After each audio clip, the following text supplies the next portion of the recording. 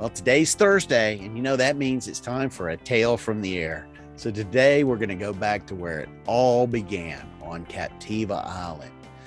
It was in 2014 when I saw a news report on privacy infringement that changed my life.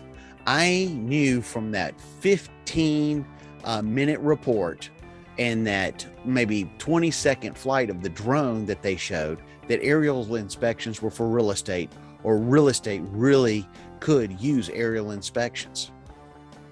Captiva then became my testing ground. My grandfather lived on the island, so I would go down there at least 4 or 5 times a year to look after him, and then I would get a chance to fly my drone.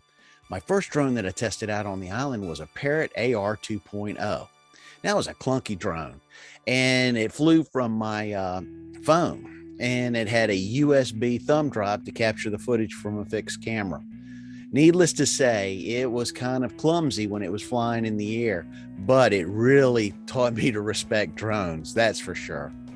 The fixed camera made it so the videos were always kind of like jumping up and down and side to side. And I actually had to rescue this drone out of a gumball tree. The next drone I came down with was a unique Q500 4K.